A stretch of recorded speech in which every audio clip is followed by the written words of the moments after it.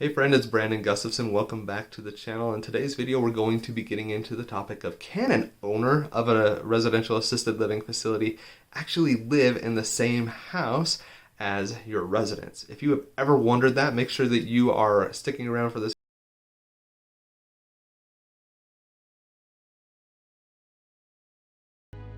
I'm Brandon Gustafson. I own and operate 2 assisted living facilities, and I created this channel to help people just like you learn the ins and outs of investing in assisted living.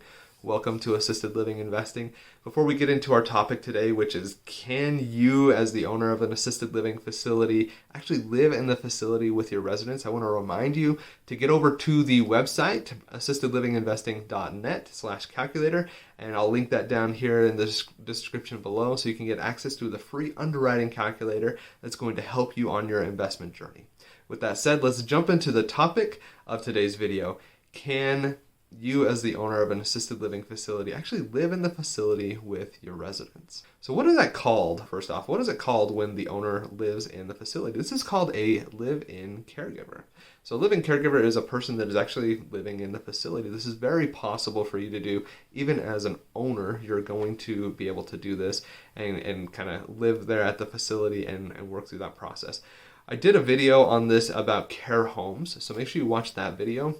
But in that model, you are probably going to be the living caregiver as the owner. And so it's very possible for you to be able to do this as the owner of a facility. What I have found, though, is I've done a little bit of research on this, is you're going to be able to do this at the care home level, like we talked about. You're also going to be able to do this at a residential level. But when you start getting into that commercial style of a facility, 16 plus beds, 20 plus beds, somewhere in there, you're kind of pushing the line. You're probably not going to be able to live in the facility.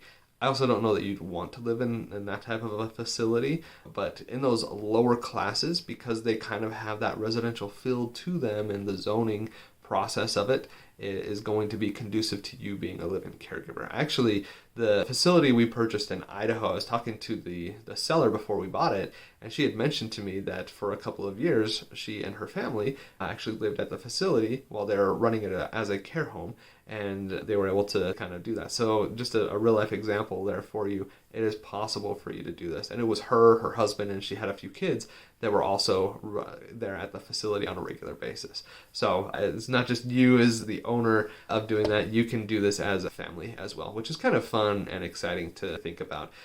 But before you dive into that, you want to make sure that you are working as well with the city zoning and planning, with your local municipality, to make sure that you are not, and probably the health department as well, just to make sure you're not crossing any bounds that should not be crossed as you go through the process of starting and operating your care home or assisted living facility, so you can be successful and not get dinged significantly or get shut down even, which we definitely don't want to happen for you as you're running your assisted living facility. Now, the next question, is it going to impact your reimbursement model if you are living in the facility? The answer to that is no. Actually, some people might pay a premium for there to be a living caregiver at the facility, whether that's you or a staff member that's doing it, because then they know for sure somebody is going to be there all the time to help out their family member when they need assistance. So you actually might be able to charge a premium from a Medicaid perspective. I've done several videos on Medicaid. Make sure you go and watch one of those for better education on what that looks like.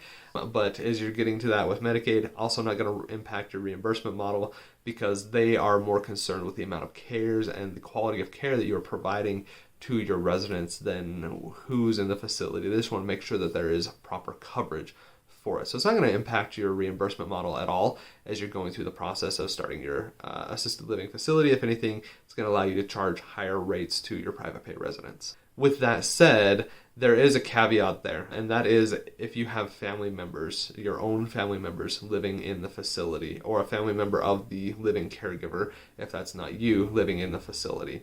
And this is because there's actually a federal law here.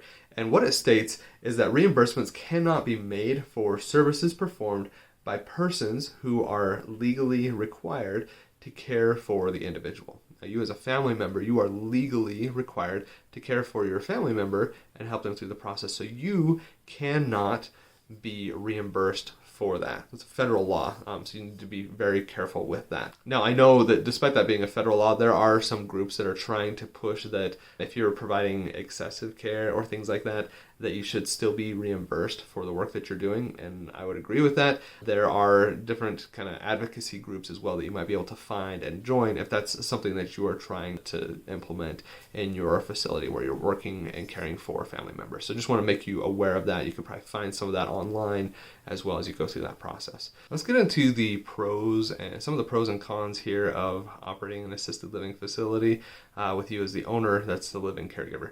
Number one is it's going to allow you to know exactly what is going on at the facility all of the time, which is great, especially if be honest with yourself, if you like to micromanage and you need to know what's going on, this is probably one of the best opportunities for you to do that in the assisted living space. You're going to be able to kind of see what's going on at the facility and really hone in on exactly what is going on all the time, which can be a really good thing. It can be a bad thing. We'll talk about that here in the cons list as well, but it could help you out in just knowing exactly what's going on. And the second thing that I want to state is you're going to have more control, especially over things like your expenses. You're going to have more control over how and when staff are working as well. And you're going to have a little more control over the amount of care that is being provided to the residents. All of those things are going to help you in being more profitable. You're going to be able to reduce your expenses. You're going to increase the care that you're providing. You won't need to make sure you properly document this and go about it the right way, but doing that is going to allow you to charge higher prices as well. And so those two things combined is going to increase your gap of profitability, which is one of the things that you are here doing your assisted living facility for, which is a nice thing. Now, the cons of doing this is you're not going to have any kind of a break. You're going to have to be there all the time, and it can be exhausting for this. So you need to just be aware that that's something that you're going to have to be playing with as you go through this as a living caregiver, as the owner. It's going to be really hard for you to break away from doing all of the work. So you need to be aware of that.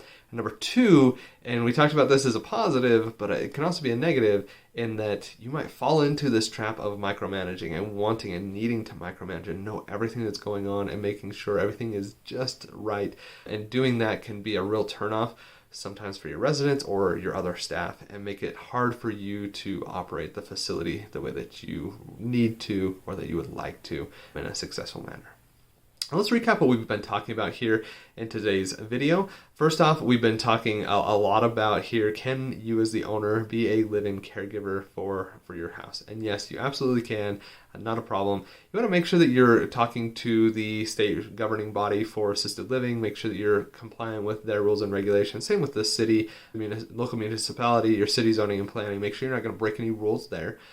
That you're following that process, but you can do this. It's not going to impact your reimbursement model, and we went through a few different pros and cons as well as we got into this topic of can you as the owner of the assisted living facility actually live there. If you'd like to learn more about this, get over to assistedlivinginvesting.net. We're here to help you through the process, kind of coach you through it, and you can also get access to our free underwriting calculator. We'll also link that down below in the video description. Does residential assisted living sound interesting to you, but you don't know how to get started? At Assisted Living Investing, we're here to help you through the process, start to finish. Thanks for watching, and have a great day.